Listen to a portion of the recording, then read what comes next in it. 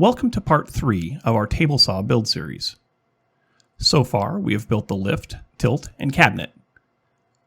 Let's get a top on this thing so that we can use it. Before the top can go on, I had to do some wiring for the safety switch. Thank you to supporter Diamond Anvil for the donation of the switch. I cut a notch in the side panel to pass the wiring through and then covered the remainder of the slot with one of the strips that will be used for the tabletop support. Unfortunately, I cut them too short, but noticed pretty quickly and was able to fix it before we got too far into the build. I'll make sure to include a link in the description for all of the items used in the build today if you're interested in purchasing them for yourselves. Our top has an underframe made of 1x2 materials and is based on a design by John Hayes used for one of his DIY table saw builds. I'll include the link to that build in the description below. I wanted to have a nice big top with lots of extension for cutting plywood. The dimensions of the top are 30 inches deep by 68 inches wide.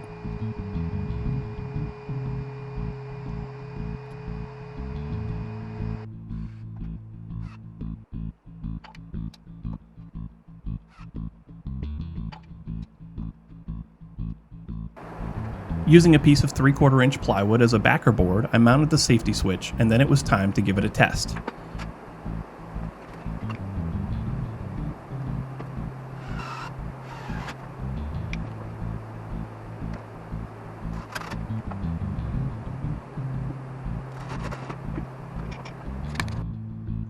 Spinning wheel of death, anyone?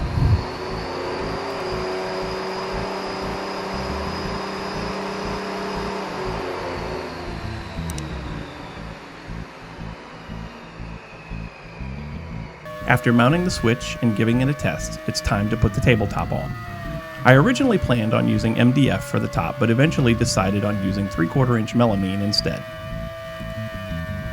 Melamine has a more durable coating that will help protect the top of the saw, as well as give it a nice smooth surface when cutting boards and using jigs.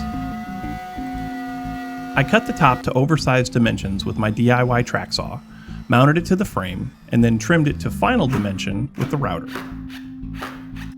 After the top is on, it's time to raise the blade up through so that we can mark some dimensions and cut out for our throat insert.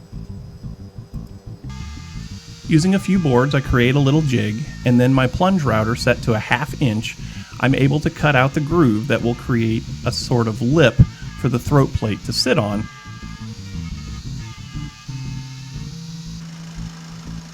And then the jigsaw removes the rest of the material quick and easy. My throat insert is made from 1/2 inch plywood. I recessed 2 small gauge nails in one end of the throat insert and drilled 2 corresponding holes in the tabletop to act as a clip to hold back the end of the insert so that the blade can't kick it out of the hole. A backer board and a few clamps later, and we're ready to raise the blade up through the new insert plate. I did end up recessing a couple of screws in the front of the insert to keep it stable when the saw is turned on.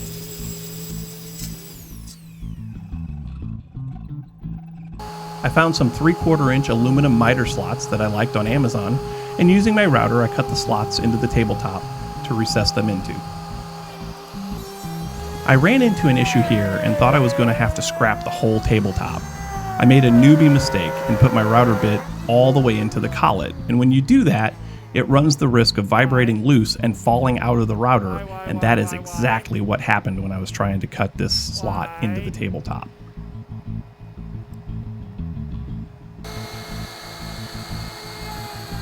The fix ended up being fairly easy. I cut out the bad section of the table and replaced it with a smaller piece. I'll likely replace the entire tabletop in the future, but for now, disaster averted.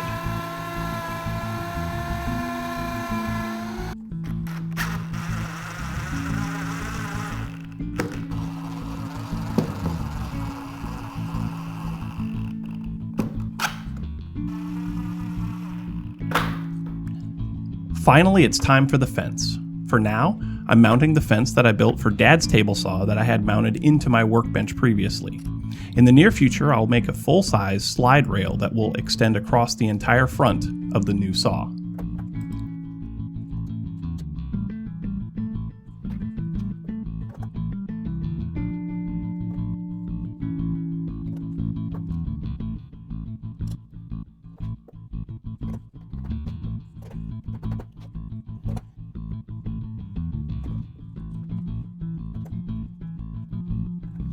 If you like this video, then please hit the like button. If you feel I've earned it, then consider subscribing. Did you know you can help support the channel through Patreon? No? If you're interested in helping to support the channel, visit our page at the link in the description below and learn about how your money could go to help support this channel and everything that we do. No pressure, but thanks for your consideration.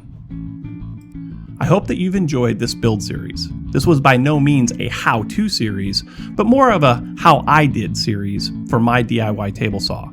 I watched how others created theirs and adapted the design to fit my needs. I hope that my build inspires you as well. Thanks for watching.